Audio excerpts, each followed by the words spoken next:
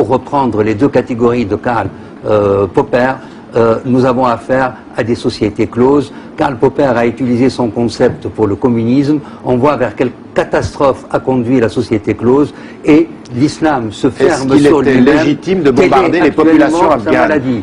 Écoutez, est-ce qu'il était répondez à ça? C'est très important. Vous voulez que je vous réponde? Oui. Très clairement, pour moi, c'est collatéral. Ah, les innocents qui sont morts en Afghanistan sont des victimes collatérales. Eh ben, c'est collatéral, si parce qu'il faut c'est ce rationalisme-là, c'est cette démocratie-là, vous me faites très peur. La peau des talibans. Mais ça n'a rien à voir. Mais bien sûr, c'est une guerre contre les talibans. La population afghane, elle subissait le régime des talibans, elle ne le soutenait pas. C'est eux qu'on a tués. Subissait, ça, allez savoir. Hein. Ah d'accord. Ils sont tellement atteints par la maladie de l'islam que je me demande... Qu'ils méritent les bombes américaines. Non, je ne dis pas qu'ils le méritent. Ah ben c'est ce que vous dites, vous avez soutenu. Collatéral, il y a une guerre là.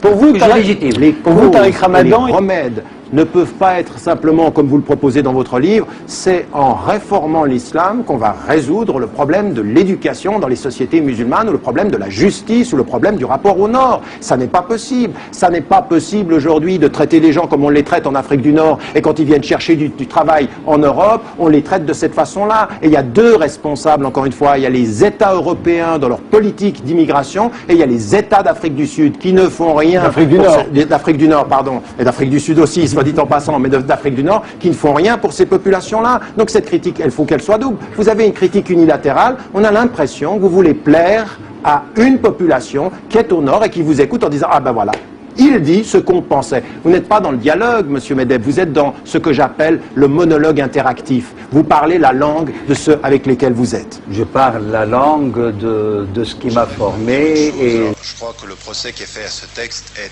d'abord extrêmement excessif, parce qu'on est passé dans l'ordre de la passion, et on ne m'a pas répondu sur le fond.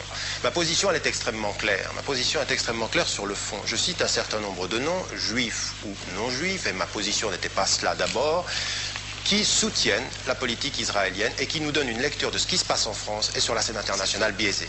Je prends tous les exemples, tous les noms que j'ai cités, de toutes ces personnes-là, dans leur prise de position, ne dénoncent jamais de façon déterminée et claire la politique israélienne. Ce que j'ai entendu de M. Bernard-Henri Lévy, c'est dire « je me sépare de Sharon ». Sharon, on ne s'en sépare pas, on le condamne. Quand on le condamne, c'est un homme d'extrême droite, c'est une politique qu'il faut condamner. Donc à partir de là, je veux dire, même le silence de M. Kouchner sur la question me pose problème. On ne peut pas se présenter de façon internationale comme un humaniste et puis se taire sur le martyr, puisqu'il faut utiliser le terme de Finkelkraut, de la population palestinienne. Ce que j'attends de ces intellectuels, de quelque nature que ce soit, c'est qu'ils prennent des positions qui soient alors pour le coup universalistes. Et quand on vient me dire à moi que je ne suis que critique, que je ne viens que parler de l'apologie de l'islam, lisez tout ce que j'ai écrit. Je suis critique à l'endroit des pays musulmans, à l'endroit de la politique des pays musulmans et des musulmans eux-mêmes, et je pense à une chose, ce que j'attends de tous ces intellectuels-là, voilà, mais ce que j'attends d'eux, c'est qu'ils condamnent la politique israélienne et qu'on ne vienne pas nous dire sur des plateaux de télévision en France, quand des Palestiniens sont en train de se faire tuer, vous savez, ce sont les victimes palestiniennes qui sont responsables de transformer les militaires israéliens en bourreaux. Écoutez, on l'a entendu sur la propos de Denis Siffert. Ah, on revient... Mais non, qui touche aussi à cette question.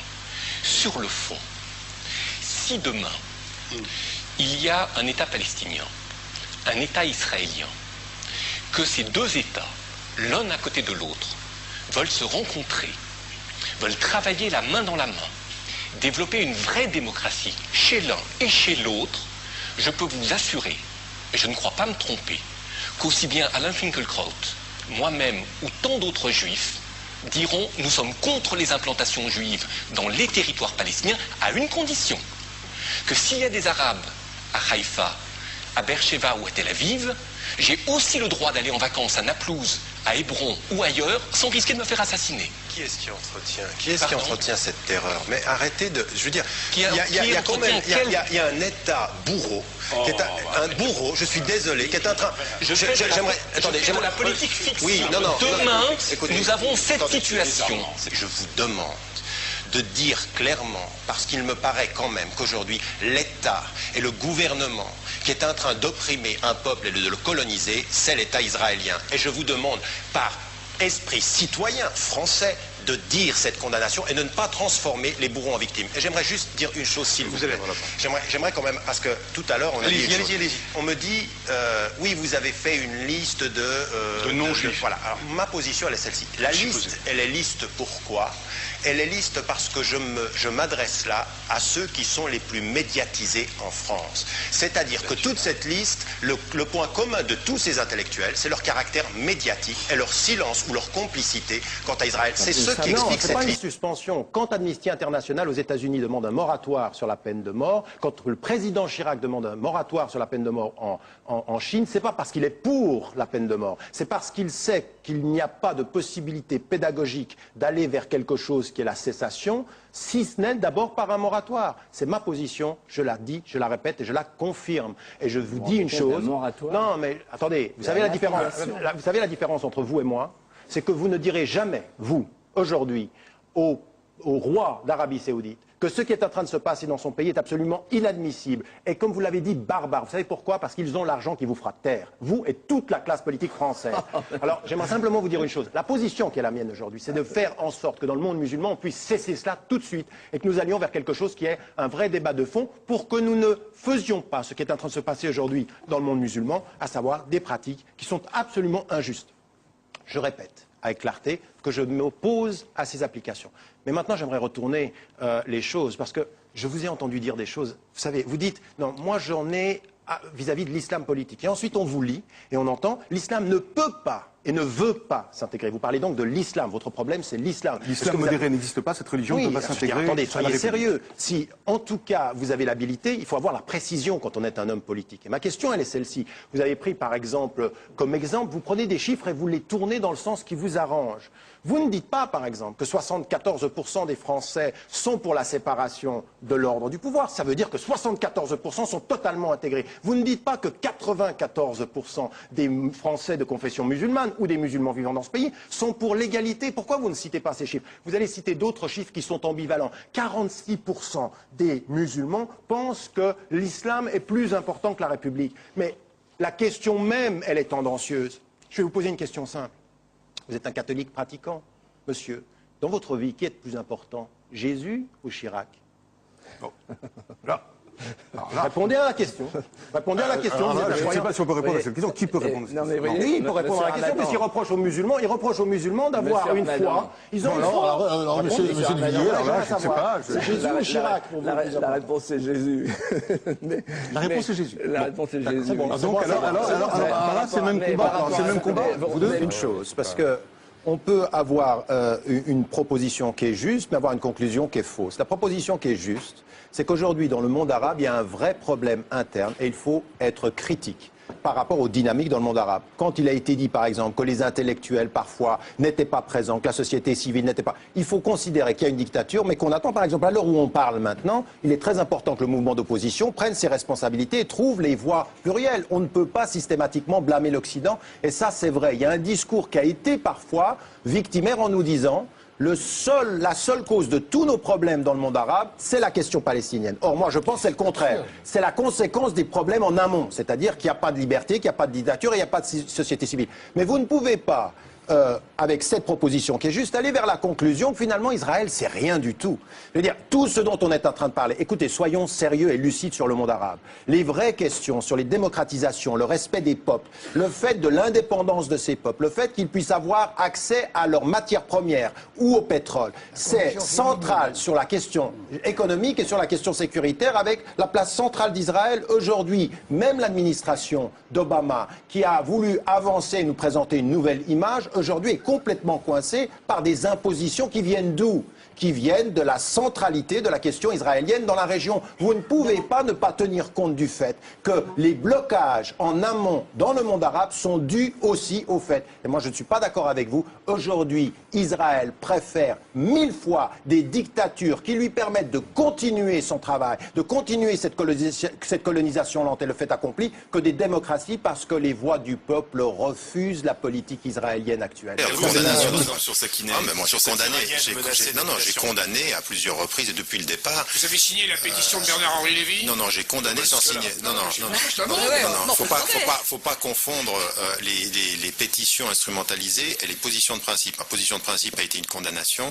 Je n'aime pas du tout les condamnations sélectives de certains qui se braqueront sur l'Iran parce que c'est dans l'air du temps, mais on ne les entendra jamais sur l'Arabie Saoudite parce que c'est l'ami du gouvernement. J'aimerais bien les entendre, qu'ils fassent une pétition sur l'Arabie Saoudite et je la signerai avec lui. Alors je peux vous dire... Au 7e jour de son offensive sur Gaza, Israël poursuit sans relâche ses raids ciblés sur le territoire palestinien. Hier, 2 missiles sur 7 immeubles ont tué l'un des chefs politiques influents du Hamas ainsi que sa famille. Des tirs d'obus israéliens viennent de frapper une école de l'ONU où s'étaient réfugiées des dizaines de familles. On compte au moins 40 morts, selon un premier bilan. Des femmes, des enfants, des vieillards. Sur le terrain, les unités d'élite tentent toujours d'avancer en profondeur. De jour comme de nuit, les opérations commando se multiplient. Voilà où nous en sommes, des commentaires sur Tariq Ramadan. Parce que je suis choqué. J'aimerais vous dire une chose, je ne suis pas le seul, je pense qu'on est nombreux à être des Européens, à vivre en Europe et en Occident et à voir la couverture médiatique. Et on a l'impression que la propagande israélienne fonctionne jusque-là.